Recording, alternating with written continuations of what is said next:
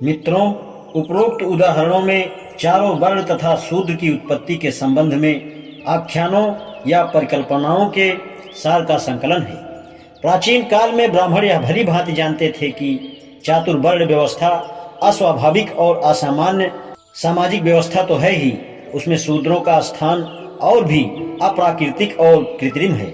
इस कुटिल व्यवस्था को तर्क सम्मत सिद्ध करने के लिए ही समुचित विविध व्याख्यानों की जरूरत पड़ी, अन्यथा चातुर्वर्ण व्यवस्था और शूद्रों की उत्पत्ति के विषय में इतना अधिक औचित्य दिखाने का वर्णन मिलना असंभव ही होता।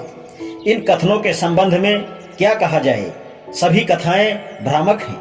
चातुर्वर्ण की व्यवस्था कोई पुरुष से बताया है तो कोई ब्रह्मा से बताया है, कोई प्रजापति को सृष्टा घोषित करता है तो कोई ब्रात्य को।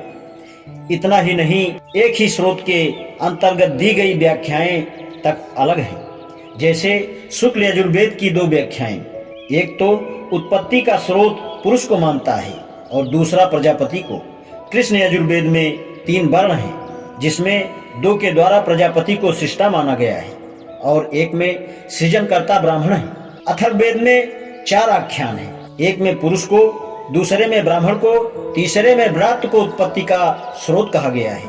चौथी व्याख्या तो इन तीनों से ही अलग है। इसका सिद्धांत समान होने पर भी विवरण अलग है। ब्रह्मा और प्रजापति के स्वरूप के माध्यम से दी गई व्याख्याएं एकदम काल्पनिक हैं। मनु या कश्यप के माध्यम से की गई व्याख्याएं मानवीय स्वरूप की हैं। इनमें की गई परिकल्पनाएं दूषित तो हैं ही, इनमें ना कोई ऐतिहासिक महत्व है और ना कोई सार ही है। प्रोफेसर मैक्स मूलर ने अपने कृत प्राचीन संस्कृत साहित्य पृष्ठ 200 पर ब्राह्मण ग्रंथों का विवेचन करते हुए कहा है, भारतीय समाज में यह एक उल्लेखनीय दौर रहा है कि ब्राह्मणों ने महत्वपूर्ण स्थिति बना ली थी, परंतु अपने विषय में उसने जो साहित्य रचा, निस्संदेह वह बहुत ही अवांछनीय है।